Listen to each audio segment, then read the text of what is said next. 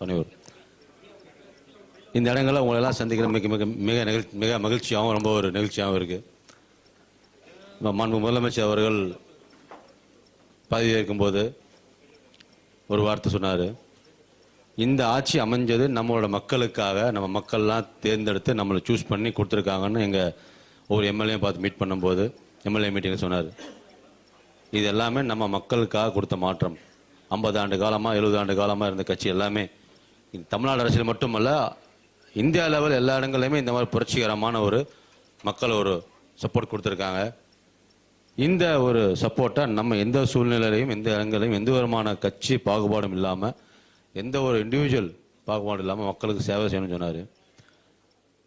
அப்போ ஒரு வார்த்தை பேச சொல்லும்போது, எந்த இடங்கள்லையும் யாருடையும் அன்பு பாராட்டி சகோதரத்துவத்தோட ஒரு ஃபேமிலியாக எங்கள் தலைவர் எப்பவும் சொல்கிற மாதிரி ஒரு நண்பனாக, ஒரு தோழனாக, உறவினராக, ஒரு சகோதரனாக, ஒரு ஃபேமிலியில் ஒரு பர்சனாக இருந்து மக்களுக்கு கூடயே சேவை பண்ணுங்கன்னு சொன்னார்.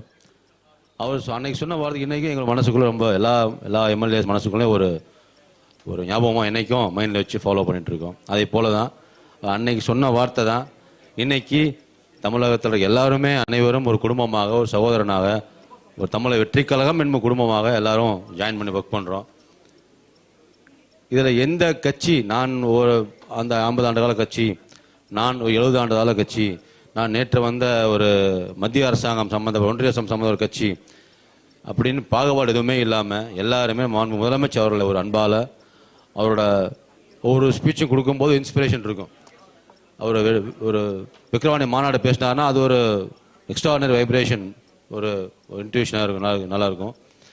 மதுரை மாநாடு பேசும்போது சில கருத்துக்களை பதிவிட்டார், அது இன்னும் கொஞ்சம் நமக்கு ஒரு ஸ்பிரிட்டாக இருக்கும். அதுபோல் ஒவ்வொரு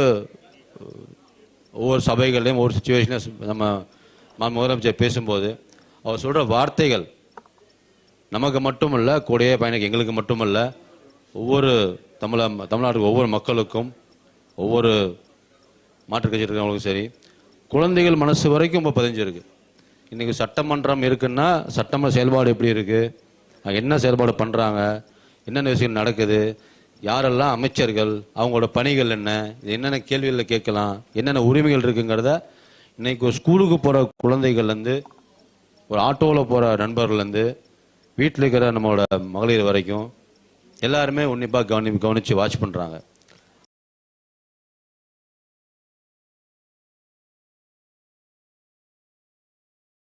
அந்த இதில் எந்த மாற்று கருத்தும் இல்லை.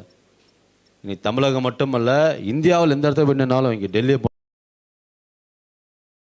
போனாலும் இந்த அரசியல் மாற்றங்கிறது பெரும் பேசும் பொருளாக நம்ம வெற்றி தலைவரோட பெயரை சொல்லி ஒரு ஹிஸ்ட்ரியில் பெரிய லெவலில் பதிகிற அளவுக்கு ஒரு வித்தியாசமான ஒரு தேர்தல், வித்தியாசமான அமைப்பு முறை இருக்குது. இதில் இந்த ஒரு அரசியல் மாற்றத்தில், இந்த அரசியல் மக்கள் சேவையில் இப்போ நம்ம முதலமைச்சர் சொல்கிற மாதிரி மனசாட்சியுள்ள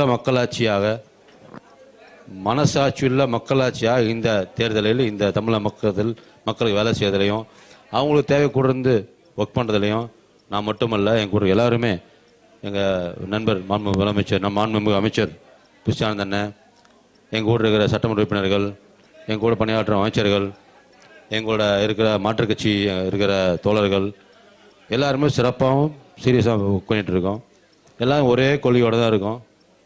எந்த சூழ்நிலையிலையும் எந்த இடங்கள்லையும் லஞ்ச லாவணியம் இல்லாத ஆட்சியையும், நேர்மையான ஆட்சியையும், ஊழலற்ற வெளிப்படைத்தன்மை ஆட்சியை மட்டும்தான் பண்ணணுங்கிறது எல்லாருமே ஒரே சென்ட்ரிக்காக, ஒரே சிஸ்டமேட்டிக்காக நம்ம முதலமைச்சர் ஒரே கொள்கையை இறங்கி ஃபாலோ பண்ணுறோம்.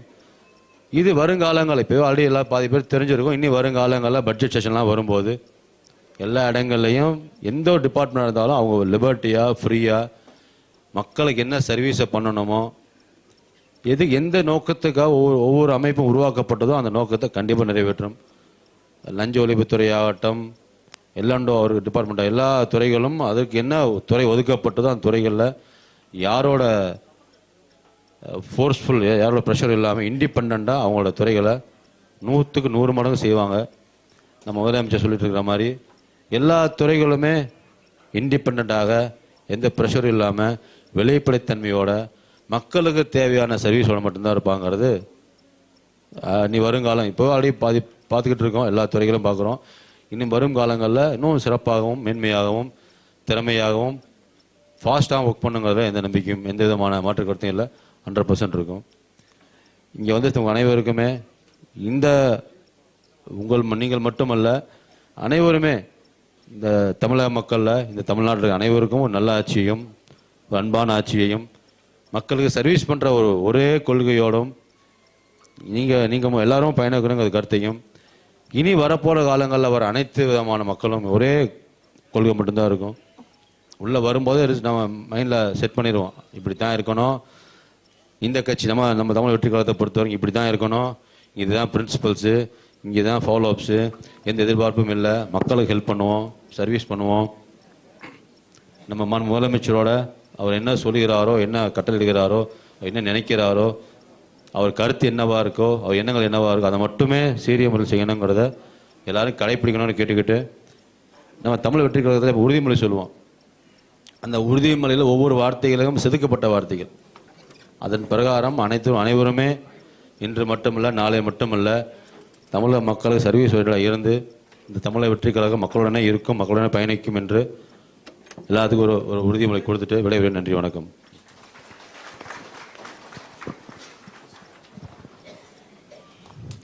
தமிழக வெற்றி கழகத்தில் எங்களை எல்லாம் தாயாகவும் தந்தையாகவும் அரசியல் ஆசானாகவும் வழிநடத்தி கொண்டிருக்கும் எங்களது அன்பு பொதுச்செயலாளர் அவர்களை சிறப்புரையாற்ற அழைக்கிறேன்.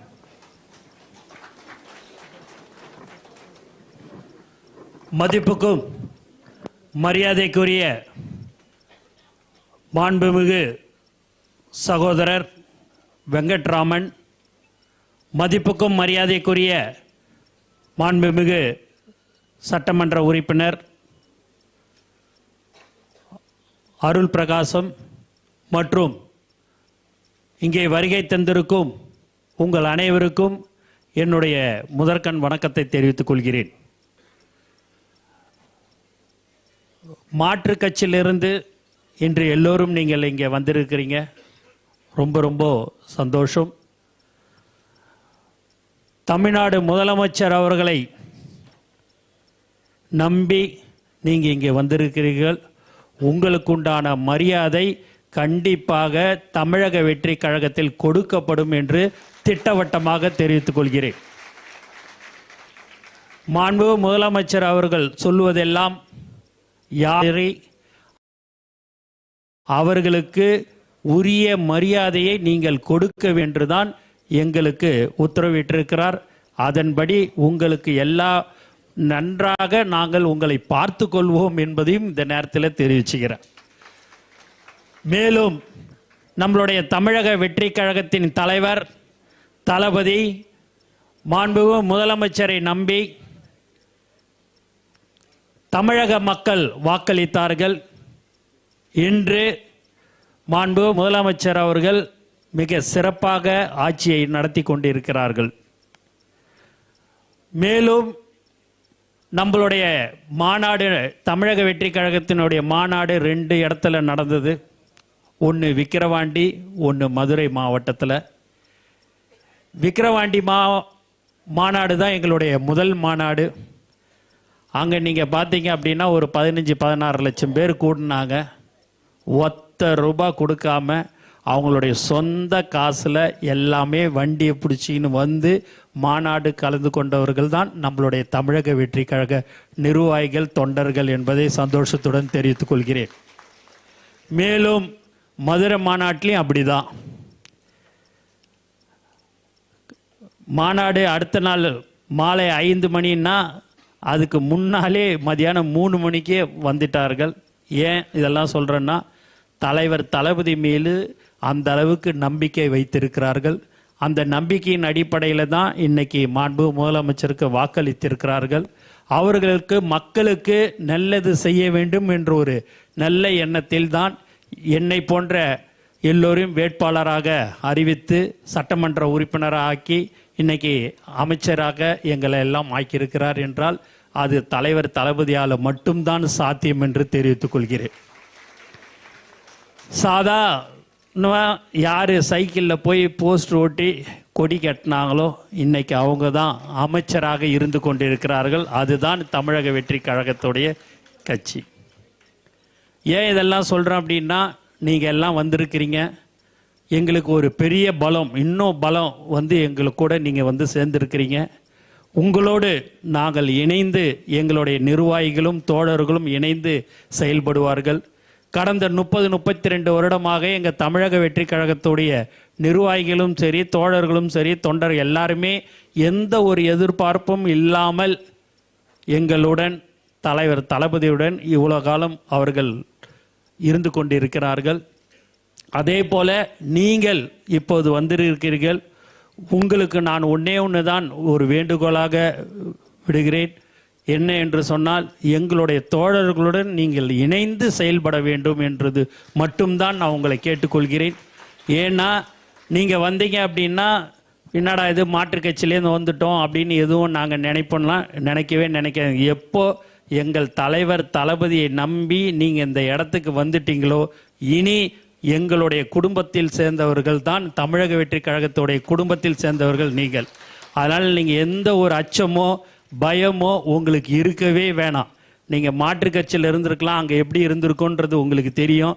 இனி வருங்காலங்களில் இந்த கட்சியில் நாங்கள் இது ஏண்டா நாங்கள் முன்னாடியே வந்திருக்க கூடாதான்னு நீங்கள் நினைக்கிற அளவுக்கு தான் எங்களுடைய தோழர்கள் உங்களுடன் இணைந்து செயல்படுவார்கள். ஆகவே நீங்கள் எதற்கும் நான் திரும்ப திரும்ப சொல்கிறேன், கவலையெல்லாம் படாதீங்க. எல்லாரையும் ஒன்றாக நாம் இணைந்து ஒற்றுமையாக இருந்து வரும் பஞ்சாயத்து தேர்தலாக இருந்தாலும் சரி, எந்த தேர்தல், நாடாளுமன்ற தேர்தலாக இருந்தாலும் சரி, நாம் அனைத்திலும் தமிழக வெற்றி கழகம் வெற்றி பெறும் என்பதை தெளிவாக நான் தெரிவித்துக் கொள்கிறேன். அதனால் நீங்கள் எதை பற்றியுமே திரும்ப திரும்ப சொல்கிறேன், என்னடா இவன் திரும்ப திரும்ப இதே பேசுகிறான்னு, எதை பற்றியுமே யோசிக்காதீங்க, எதை பற்றியுமே கவலைப்படாதீங்க. இனிமேல் பட்டு மக்கள் பிரச்சனை ஒன்றியத்தில் இருந்தாலும் சரி, நகரத்தில் இருந்தாலும் சரி, உங்களுடைய பகுதி, வார்டு, எந்த இடத்துல மக்கள் பிரச்சனை எதுவாக இருந்தாலும் நீங்கள் சொன்னீங்க என்று சொன்னால், எங்களுடைய அமைச்சர்கள் கண்டிப்பாக அதை உடனடியாக செய்து தருவார்கள் என்று நான் உங்களுக்கு தெரிவித்துக் கொள்கிறேன். மேலும் இன்று பல்வேறு முன்னாள் அமைச்சர்கள், பல்வேறு முன்னாள் சட்டமன்ற உறுப்பினர்கள்லாம் இன்னைக்கு கட்சியில் இணைகிறார்கள். அவர்களுக்கும் இந்த நேரத்தில் நான் அவர்களை வருக என்று வரவேற்று நான் அவங்களுக்கு நன்றியை தெரிவிச்சுக்கிறேன். அது மட்டும் இல்லாமல் நீங்கள் எல்லாரும் ஒற்றுமையாக இருந்து நீங்கள் செயல்படும் என்று திரும்ப திரும்ப சொல்லிக்கொள்கிறேன்.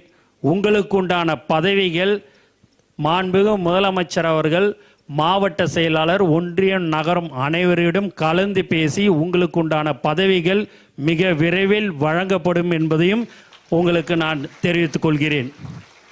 அதனால் நம்ம வந்துட்டோமே, என்னடா இது, நம்ம அங்கே வந்து ஒரு ஒன்றியத்தில் இருந்தோமே, ஒரு கிளை செயலாளர் இருந்தோமே, இங்கே நம்ம இந்த புதுசாக நம்ம தமிழக வெற்றி கழகத்துக்கு வந்துட்டோம், நமக்கு இன்னும் பதவி இருக்குமா இருக்காதெல்லாம் நினைக்காதீங்க. எங்களை பொறுத்த வரைக்கும் எல்லாமே ஒருத்தர் தான், தலைவர் தளபதி மட்டும்தான். மற்றவங்களுக்கெல்லாம் ஒரு மாநாடு நடத்தணும், ஒரு கூட்டம் போடணும் அப்படின்னா 5 மாதம் 6 மாதம் ஆகும், எல்லாமே இருக்கும். எங்களுக்கு அப்படி இல்லை. தலைவர் தளபதி வருகிறார் இந்த இடத்துல அப்படின்றத 1 மணி நேரத்துக்கு முன்னாடி அவங்களுக்கு, மக்களுக்கு தெரிந்தால் போதும், எல்லோரும் வருகிறார்கள் என்று சொன்னால் அதுதான் தலைவர் தளபதி மீது அவர்கள் நம்பிக்கை வைத்திருக்கிறார்கள் என்று. நான்லாம் பார்த்தீங்க அப்படின்னா பல தடவை நான் சொல்லியிருக்கிறேன், நான் சட்டமன்ற உறுப்பினராக இருந்திருக்கிறேன். சட்டமன்ற உறுப்பினர் பதவி என்பது 5 வருடத்துக்கு வரும் போகும். தளபதி ரசிகர் என்ற பதவி எனக்கு கடைசி காலம் வரைக்கும் இருக்கும் என்று சொன்னேன். அதுதான் இன்று என்னை இந்த இடத்துல நான் இன்று ஒரு அமைச்சராக நிற்கிறேன் என்று சொன்னால் அது தலைவர் தளபதியால் மட்டும்தான் சாத்தியம் என்று தெரிவித்துக் கொள்கிறேன். நான் டி நகர் தொகுதியில் என்னுடைய மக்கள், டி நகர் தொகுதி மக்களுக்கு நான் நன்றியை இந்த நேரத்தில் தெரிவிச்சுக்கிறேன். டி நகர் தொகுதியில் பார்த்தீங்கன்னா வெறும் 4 நாள் தான் நான் போய் ஓட்டே கேட்டேன். ஆனால் எனக்கு ஓட்டு போடலைங்க, தலைவர் தளபதிக்கு தான் ஓட்டு போட்டாங்க. 234 தொகுதிகளையும் தலைவர் தளபதிக்காக தான் எல்லாருமே வந்து ஓட்டு போட்டாங்க. அது மட்டும் இல்லாமல் எந்த ஒரு, எல்லா கட்சியும் எப்படி வேணாலும் இருந்திருக்கலாம், ஆனால் தமிழக வெற்றி கழகம் மட்டும் டெபாசிட் கழகம் மட்டும்தான். ஏன் இதெல்லாம் சொல்கிறோம் திரும்ப திரும்ப அப்படின்னா, மக்களுக்கு சேவை செய்ய வேண்டும். தளபதி விலையில்லா விருதகம், தளபதி நூலகம், தளபதி பயிலகம், தளபதி விலையில்லா ரொட்டி முட்டைப்பால் திட்டம், தளபதி விலையில்லா வீடு கட்டும் திட்டம் என்று பல்வேறு திட்டங்களை கடந்த பல வருடங்களாக தமிழக வெற்றி கழகத்தின் சார்பாக, அதற்கு முன்பாக ரசிகர் மன்றமாக இருக்கும்போதும் சரி, நற்பணி மன்றமாக இருக்கும்போதும் சரி, மக்கள் இயக்கமாக இருக்கும்போது இதையெல்லாம் செய்து கொண்டு இருந்தோம். இன்று தலைவர் தளபதி அவர்கள் தமிழக வெற்றி கழகன்ற ஒரு கட்சி ஆரம்பித்து குறுகிய காலத்திலேயே முதலமைச்சராக இருக்கிறார் என்றால் இந்தியாவிலே நம்மளுடைய தலைவர் தளபதி மட்டும்தான் என்று தெளிவாக தெரிவித்துக் கொள்கிறேன். ஆகவே நீங்கள் எல்லோரும் இங்கே தாய்மார்கள்லாம் நிறைய பேர் வந்திருக்கிறாங்க, அவங்களுக்கும் என்னுடைய நன்றியை நான் தெரிவிச்சுக்கிறேன். நீங்களும் உங்களுக்கு மகளிர் அணியில் அதற்குண்டான பதவிகள் தலைவர் தளபதி அவர்கள் வழங்குவார் என்றதையும் உங்களுக்கு தெரிவிச்சுக்கிறேன். அது மட்டும் இல்லாமல் நீங்கள் எல்லோரும் மாவட்ட செயலாளர், எங்களுடைய மாவட்ட செயலாளர், ஒன்றியம், நகரத்தோடு நீங்கள் இணைந்து செயல்பட வேண்டும் என்று திரும்ப திரும்ப கேட்டுக்கொள்கிறேன். ஏன் அதை நாங்கள் திரும்ப திரும்ப சொல்கிறோம் அப்படின்னா, நாளைக்கு எந்தவித ஒரு பிரச்சனையும் நம்மளுடைய கட்சியில் வந்தது கிடையாது, வரவும் வராது. இருந்தாலும் யாரும் வரல, இருந்தாலும் உங்களுக்கு எல்லாருமே நீங்கள் இணைந்து செயல்பட வேண்டும் என்று நான் உங்களை கேட்டுக்கொள்கிறேன். மேலும் இன்று பல்வேறு மாவட்டங்களிலிருந்து நீங்கள் எல்லாருமே வந்திருக்கிறீங்க.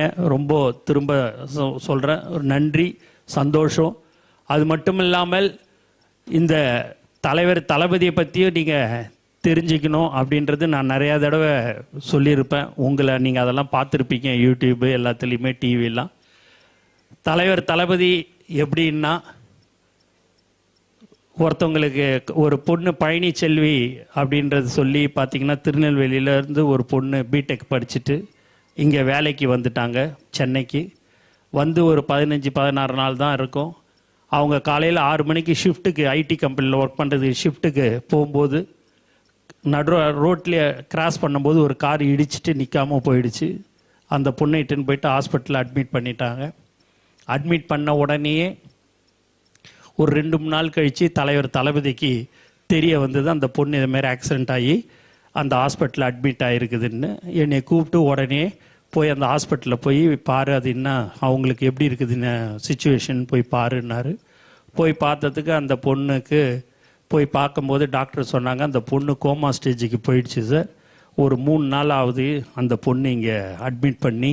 யாருன்னு எங்களுக்கு, அவங்க அப்பா அம்மா வந்திருக்கிறாங்க, அவங்களுக்கு பெரிய வசதி இல்லை சார், அதனால் கோமா ஸ்டேஜுக்கு போயிடுச்சு அப்படின்னாங்க.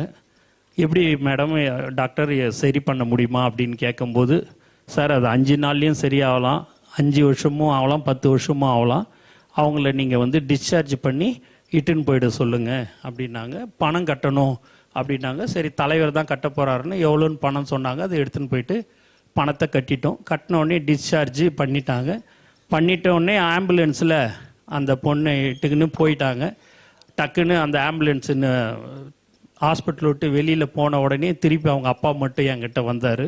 வந்துட்டு இதை மாதிரி கோச்சிக்காமல் நான் ஒன்று கேட்கலாமான்னாரு. என்னான்னு, ஒன்றும் இல்லை, என் வீடு குடிசை வீடு திருநெல்வேலியில், என் பொண்ணு இட்டுன்னு போய் அங்கே வச்சுக்க முடியாதுங்க. ஒரு 10 நாள் 15 நாள் ஒரு சின்ன ஹாஸ்பிட்டலில் எங்கேயாவது போய் வச்சுக்கணும். அவங்கள அட்மிட் அங்கே பண்ணிட்டீங்கன்னா நான் வாடகை இடம் பார்த்துட்டு அதுக்கப்புறமா என் பொண்ணு இட்டுக்கிறேன்னாங்க. ஏங்க நீங்கள் இதை முதலே சொல்லக்கூடாதா அப்படின்னு கேட்டேன். கேட்டதுக்கு அவங்க அப்பா சொன்னார், நான் உங்ககிட்ட ஹெல்ப்பு கேட்கல, நீங்கள் ஏதோ சோஷியல் மீடியாவில் ஏதோ பார்த்துட்டு செய்கிறீங்க, அதனால் உங்களுக்கு தொந்தரவு கொடுக்கக்கூடாது, தலைவருக்கு தொந்தரவு கொடுக்கக்கூடாதுன்னு சொல்லிட்டு தாங்க நாங்கள் அப்படி இது பண்ணோம் அப்படின்னாரு. சொன்ன உடனேயே நான் தலைவர்கிட்ட சொன்னேன், ஏன் அதே ஹாஸ்பிட்டலில் இருந்திருக்கலாமே, ஏன் டிஸ்சார்ஜ் பண்ண? இல்லை அவங்களுக்கு தெரிஞ்ச ஹாஸ்பிட்டலில், அவங்க திருநெல்வேலியில் அவங்களுடைய சொந்தக்கார யாரோ ஒருத்தர் டாக்டராக இருக்கிறாராம், அந்த ஹாஸ்பிட்டலில் அட்மிட் பண்ணிக்கலாமான்னு கேட்குறாங்கன்னு. அது எத்தனை நாள் ஆனாலும் சரி, எத்தனை வருஷம் ஆனாலும் சரி, அது கொண்டுன்னு போயிட்டு அட்மிட் பண்ணிட்டு அவங்க சௌரியத்துக்கு நீ சொல்லிடுன்னாரு. சொன்ன உடனே அந்த பொண்ணை அந்த ஹாஸ்பிட்டலில் போயிட்டு அட்மிட் பண்ணி 15வது நாள் அந்த பொண்ணு நன்றாக கண்முழித்து இன்று நன்றாக இருக்கிறது என்பதை தெரிவித்துக் கொள்கிறேன். அந்த பொண்ணை ஒரு 10 மாதம் 1 வருஷம் இருக்கும்னு நினைக்கிறேன். அதுக்கப்புறமா இங்கே தான் இந்த இடத்துக்கு வந்தாங்க. வந்தவுடனே, அண்ணா என்னை தெரியுதா நினச்சி, பழனிச்செல்வி என்னை தெரியுதான்னு நினச்சி. சொல்லுமா என்னம்மாண்ணே. அண்ணா எனக்கு கல்யாணம்ண்ணே அப்படின்னுச்சு. ரொம்ப சந்தோஷமா அப்படின்னா, அண்ணன் தலைவர்கிட்ட ஆசீர்வாதம். இல்லைம்மா அவர் ஷூட்டிங்கில் இருக்கிறாரு, வந்த பிறகு நான் சொல்கிறேன், நீ பத்திரிக்கை கொடுத்துட்டு போகணும், உங்களுக்கு இந்தாண்ட பத்திரிக்கை நினச்சி தலைவரை பார்த்துட்டு கொடுத்துட்டு போகணும். இல்லைம்மா வர்றதுக்கு 1 வாரம் 10 நாள் ஆகும் அப்படின்னு சொன்னேன். ஆனால் இன்னைக்கு நான் இருக்கிறேன், உயிரோட மறுஜென்மம் எடுத்துருக்கிறேன்னா அது தலைவர் தளபதியால் தான்.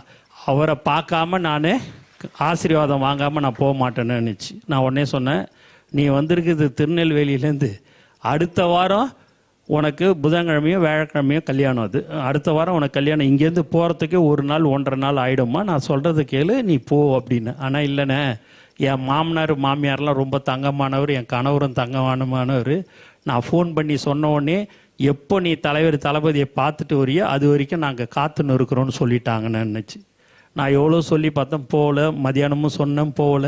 சாயங்காலமும் சொல்லி பார்த்தேன், போகல. அது இங்கே ஒரு ரூம் எடுத்து அப்பாவும் பொண்ணும் தங்கிட்டாங்க. நான் தலைவர்கிட்ட சொன்னேன், சொல்லி எப்படியாவது அனுப்பிச்சிருந்தேன்னாரு. எவ்வளோ சொல்லியும் அது கேட்கல சார் அப்படின்னு சொல்லி அந்த ரூம்லேயும் போய் அவங்ககிட்ட சொல்லி பார்த்தேன், அப்பயும் போகல அப்படின்னு சொன்ன உடனே அவரே இரவோடாக ஆந்திராவில் இருந்தார். அவரே தனியாக காரை ஓட்டின்னு வந்து அந்த பொண்ணை ஆசீர்வதித்து பரிசு பொருட்களை கொடுத்து அனுப்பி வைத்தவர் தான் தலைவர் தளபதி என்பதை இந்த நேரத்தில் நான் தெரிவிச்சுக்கிறேன். இதை மாதிரியான விஷயங்கள் நிறைய இருக்குது. இருந்தாலும் ஏன் இதை சொல்கிறேன் என்று சொன்னால், அதை மாதிரியான ஒரு நல்ல மனிதர் தான் இன்று மாண்புமிகு முதலமைச்சராக தமிழ்நாட்டு மக்கள் அவரை தேர்ந்தெடுத்திருக்கிறார்கள் என்பதை இந்த நேரத்தில் சந்தோஷத்துடன் தெரிவித்துக் கொண்டு எனக்கு வாய்ப்பு கொடுத்த அனைத்து நல்ல உள்ளங்களுக்கும் நன்றி கூறி விடைபெறுகிறேன். நன்றி, வணக்கம். அப்படியே வந்தீங்கன்னா அப்படியே கட்சி துண்டு நாங்கள் அப்படியே போடுறோம், அப்படியே இது பண்ணிட்டு நீங்கள் போகலாம். தயவு செய்து வரும்படி உங்களை அன்புடன் கேட்கும்.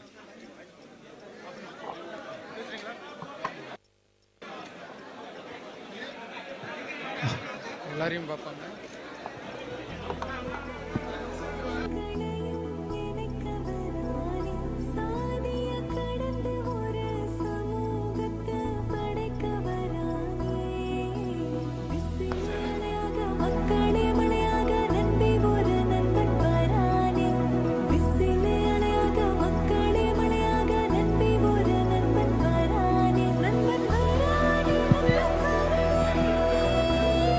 அனைவரும் இருக்கையில் அமரவும், வரிசையில் வரவும். வரிசையாக வந்தீங்கன்னா எல்லாரையும் பொதுச்செயலாளர் அவர்கள் பார்ப்பாங்க.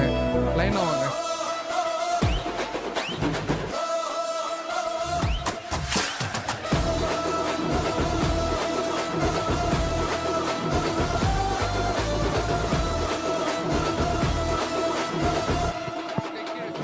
ஹலோ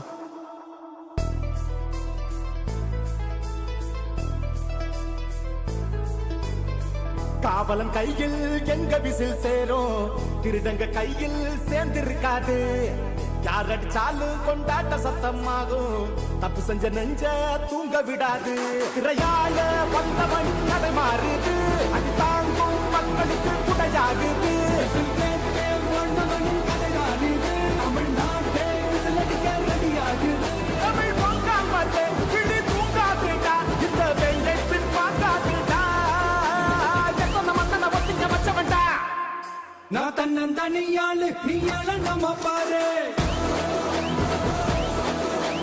கொஞ்சம் நவன் தானா நீங்க எங்க தோண்டி பேரு.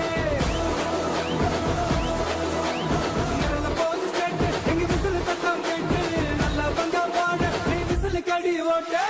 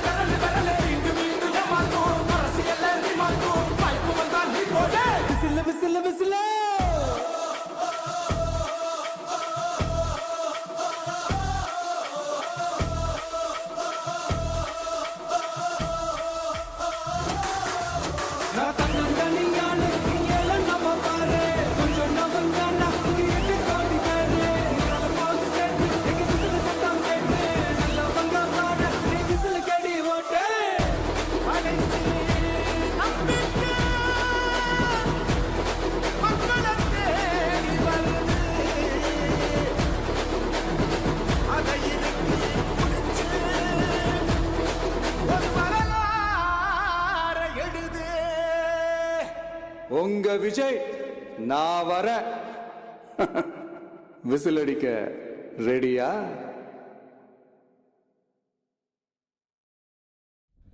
கடைசி நம்பிக்கை மக்களை தேடி வருது, அதை இறுக்கி முடிச்சு ஒரு வரலாறு எழுது.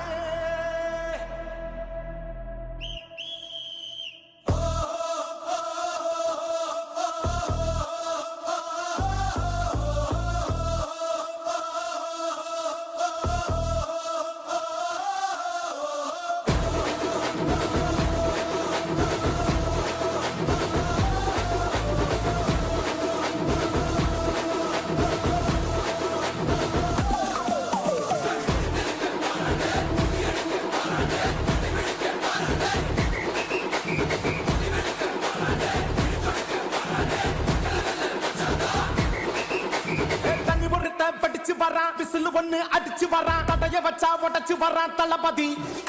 தப்பு நடந்தா உருமு சின்ன, வெற்றி அடைஞ்சா ஒலிக்கு சின்ன, தளபதிக்கே பிறந்த சின்ன விசிலடி. பணத்தை சேர்க்கும் இந்த அரசியல தேடி சனத்தை காக்கும் ஒரு தலைவன் வரானே. காசை பாக்கி ஒன்ன வித்துடாம வாணி, ஆசைப்பட்ட தமிழ்நாட்டை தரானே. தமிழ் பொங்காமட்டே இடி தூங்காதேடா, இந்த வெங்கை பின் வாங்காதேடா. எத்தனை மன்னனை ஒத்திக்க வச்சவன்டா. நான் தன்னந்தனியாளு நீயால நம்ம பாரு